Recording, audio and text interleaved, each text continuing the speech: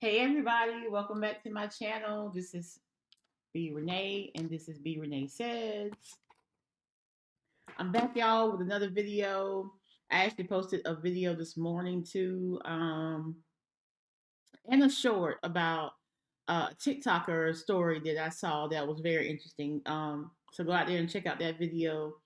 Thank you for all who have subscribed to my channel. Getting there slowly but surely. I'm at 65 now, so 35 people left before I hit 100, and we are on our way there slowly but surely. Thank you so much for everyone who has commented and liked and shared and subscribed to the channel. Today I am talking about, hold on y'all, I just realized I don't think I have my microphone plugged in. Now, how I'm sitting here talking to y'all with this big microphone right here, and I don't even have it plugged into the computer. Hold on. This is why this is live, reality content creating. How about that?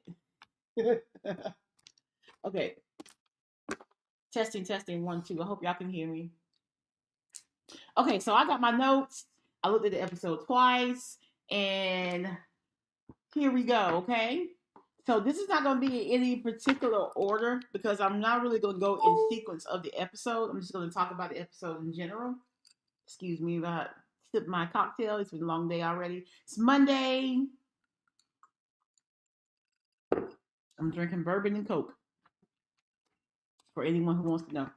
Now, Real Housewives of Potomac season 10, episode 7. I've been looking forward to this episode. Because Monique is back. Now, the last time we saw Monique, she was giving Giselle the business at season 5 reunion. I actually went back this weekend and looked at the season 5 reunion again. I started to go back and watch the whole season, but I was like, no, I'm just gonna go back and look at the reunion just to get those highlights of the season, so I don't have to watch the whole season again.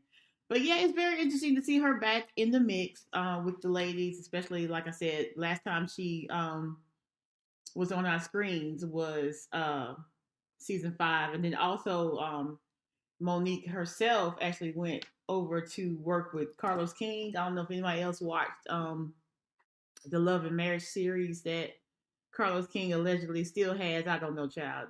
Based on these ratings and these quick seasons, I don't know. But anyway, she was on Real House. Not Real Housewives. Love and Marriage DC. She was on Love and Marriage DC for a while. That first season, and then she said something about basically the offer that they offered her was not good enough. So that's how she ended up not coming back for that second season. But anyway, I digress. So Monique is back, and then they show Ashley going to her house to pay her a visit, and the house is absolutely gorgeous. And it actually every part of the house does remind me of Monique. She's very earthy, holistic type. She's rocking her locks, which I absolutely love because I'm a lock girl, as you can see, and her locks are absolutely stunning to me. Beautiful, beautiful, beautiful. Um, to me, the season's been moving kind of slow in the beginning. So with Monique being back, I'm kind of glad it might add a little spice to what's going on because right now the ladies are, to me, they're kind of boring. I don't know. I'm enjoying the season, but it's just moving slow. Not sure what y'all think, but let me know in the comments. Are you enjoying the season? Like I said, I'm enjoying the season. It's just that it's just moving really slow to me. But yeah, so let's talk about Monique since we're on that subject. She gets a visit from Ashley. Like I said, the house is absolutely gorgeous, and she has a new bird. If anybody remembers, T'Challa was the bird that she had for the longest time when she was on back in season 5, and that bird passed away or something like that. And she actually got choked up in the confessionals talking about this damn bird.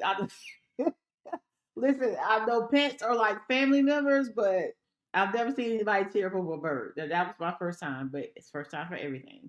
But I digress. It is what it is. Um, so yeah, so like they get together and they go outside. And I noticed that she was drinking ginger beer, so I think that Monique doesn't drink anymore. So she was sitting outside with Ashley, who obviously drinks, child. And No judgment. No judgment. So they're sitting outside and they're catching up on all the dish on the ladies, and she says that Ashley says that she feels like Giselle is even more beautiful, has evolved since they last saw each other. Definitely Monique has definitely evolved, and she went through her divorce with Chris Samuels. She was with Chris for 10 years. And I think what's funny was I went back and looked at the reunion, right? And when Chris came out there, when the men came out, I forgot what part it was. I think it was the last part when the men came out. And they were all talking about, just like summing up their season and their lives and things like that. And that was the season that Ray actually said that him and Karen were going to renew their wedding vows.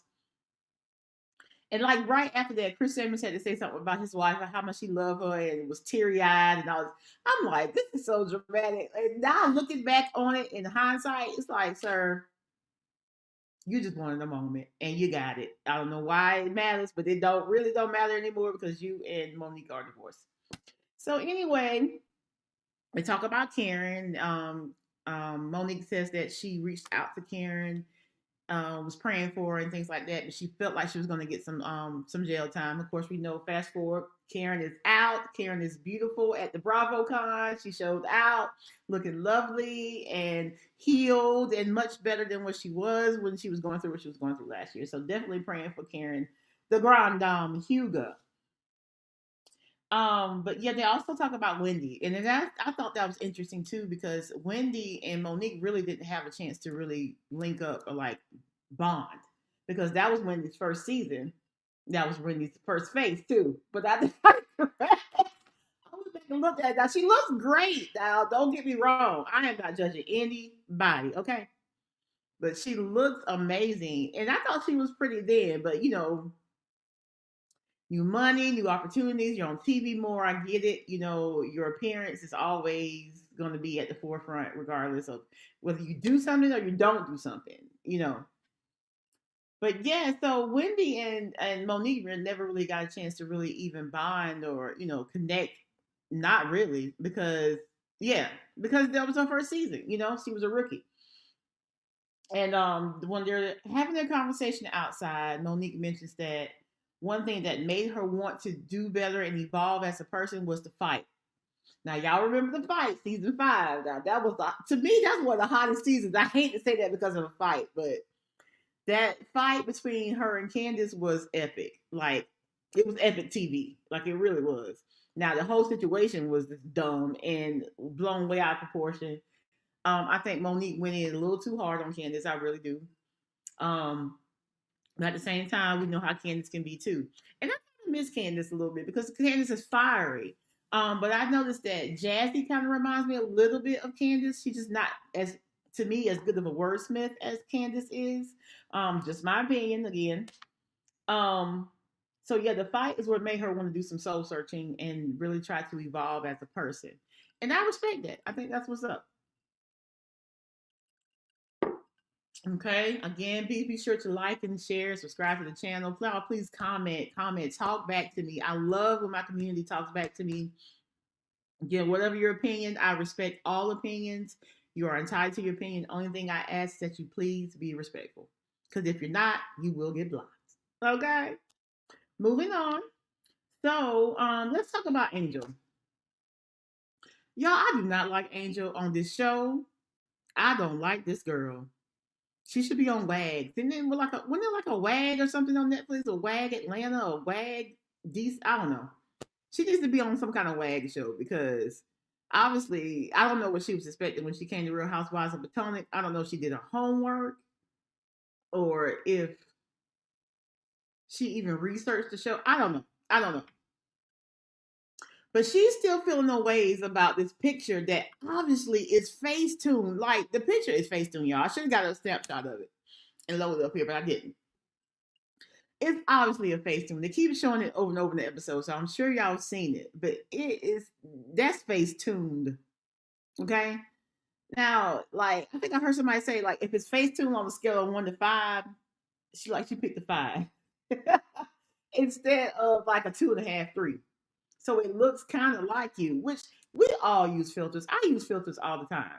But it's really the only time I really use a filter is to basically like just clear up my complexion because I'm working on my skincare, which my skin is really getting much, much better. Shout out to Seventh Avenue Beauty, Melody Cherie, formerly of Love and Marriage Huntsville. I am using her product, Seventh Avenue, and they are amazing.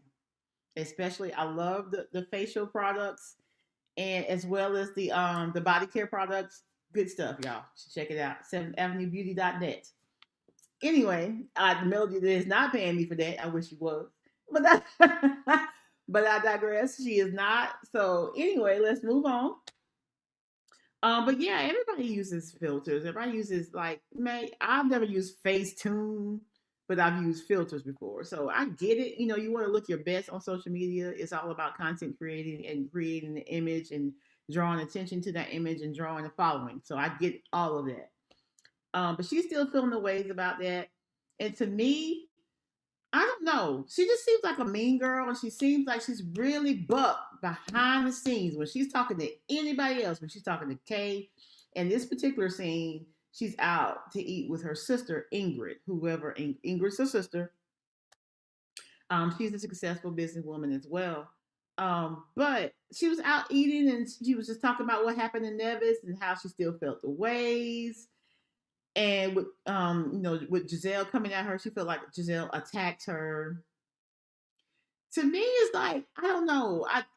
On the reality TV space, I just feel like Angel doesn't know how to play the game, and she's new, which I completely understand. But she doesn't know how to play the game. It's all about how you respond, what you respond to, and it's almost like she doesn't have it. It could be because it's his first season and she has to get her feet wet, but I don't really want to see her come back for a second season. Speaking of which, with Kay, I'm gonna jump down to Kay because Kay's theme was very boring to me. She went to her boyfriend Greg's house, which um she's saying Greg is like 6 years older than her, and she goes to the house and she's in this leopard print outfit that she says that she thought would be 90s. Girl, I don't know why you thought that because leopard print is being worn now. What she had on was to me very current, but I digress. It is what it is. And what got me was that first of all, I love 90s hip hop. Okay, I am a woman of a particular age, and I was graduating from high school in 1995. Okay, telling my age because I'm very proud of who I am and what my age is. I do not shame from that because I know I look good. Okay, boom, fresh face, no makeup. So anyway, with Kay, she didn't know but one song by Wu Tang Clan, and I'm really hurt. The only thing she knows is Cream, and she act like she barely knows that. I mean, she's acting like she's so much younger than him, but she said she was 6 years behind him. So, ma'am, you should know some of these songs. I mean, really, unless you just don't listen to hip hop. But anyway, that's all I really had to say about her. Was that, like I said, her scene was boring, and this is what I need to figure out.